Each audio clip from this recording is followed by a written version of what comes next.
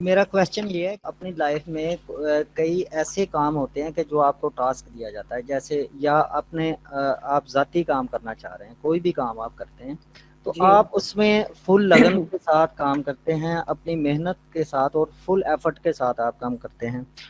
अच्छा, खुदा ना खास्ता किसी और रीज़न की वजह से वो आपका वर्क जो है, जो आपका प्लान है या जो आप काम करना चाह रहे हैं, वो सक्सेसफुल नहीं हो पा रहा जिस तरीके से आप करना चाह रहे थे।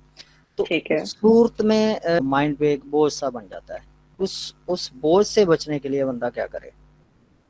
आई विल सजेस्ट कि कभी आप जो काम करते हो आप उसमें सक्सेसफुल नहीं होते, तो सिर्फ ख्याल में ये सवाल जवाब नहीं करने, इसको लिखें कि मैं सक्सेसफुल क्यों नहीं हुआ, रीजंस क्या थे। और उसकी सिर्फ एक रीजन नहीं होती है, बेशुमार रीजंस हो सकती हैं। और थर्ड पर्सन रीजंस ना निकालें जो आपके कंट्रोल में नहीं है, वो रीजंस निकालें जिसके ऊपर आपका इख्तियार है। ठीक है, सही। उनके ऊपर फोकस करें, क्योंकि काम आपका है, वो थर्ड पर्सन की वजह से डिस्ट्रॉय नहीं हो सकता। इसका मतलब ये कि आपने अपना इख्तियार किसी थर्ड पर्सन को दिया हुआ है। तो एक तो आपने अपना फोकस वापस लेना है, कंट्रोल वापस लेना है।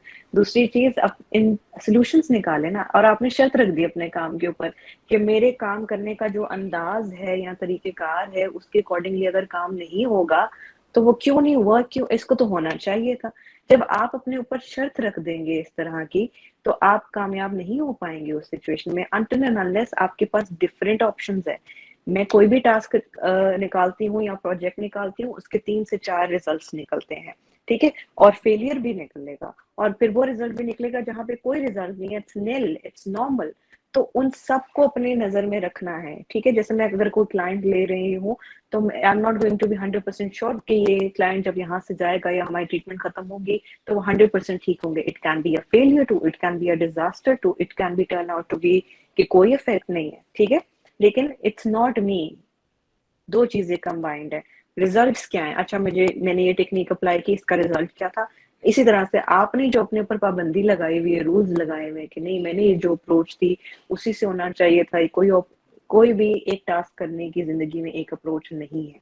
हो सकता है जो टास्क आप जिस तरीके से करो उसको करने के 100 और तरीके हो।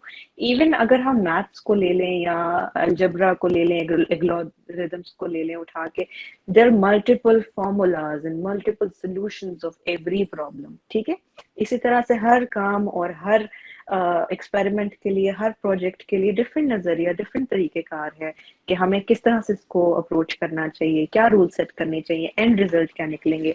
अगर आप सिर्फ अपने जहन में एक रिजल्ट लेकर चल रहे हो, नॉट द राइट अप्रोच। दूसरा, अपने ऊपर शर्त लगाना छोड़ दें कि मेरा ये तरीकेकार है, मैं तो ऐसे करूंगा। ये रिएक्टिव लोगों की निशानी है, जो चेंज नहीं होते, जो ग्रो नहीं करते, वो लर्न नहीं करते, वो आगे एक्सेल नहीं हो सकते। जो लोग कहते हैं मैं ऐसा हूं और मैं ऐसा ही रहूंगा, नो ग्रोथ। लेकिन जब आप मानते हो कि ठीक है, I failed in this thing, लेकिन मैं फेल क्यों हुआ, व्हाट आर द रीजंस, फिर आपके सामने रीजंस आना शुरू होते हैं, वहां से आपकी लर्निंग स्टार्ट होती है।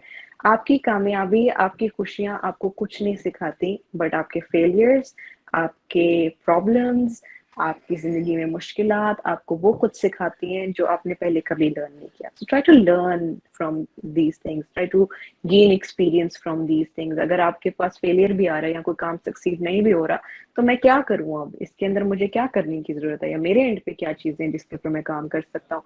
वहां पे आपकी लर्निंग है।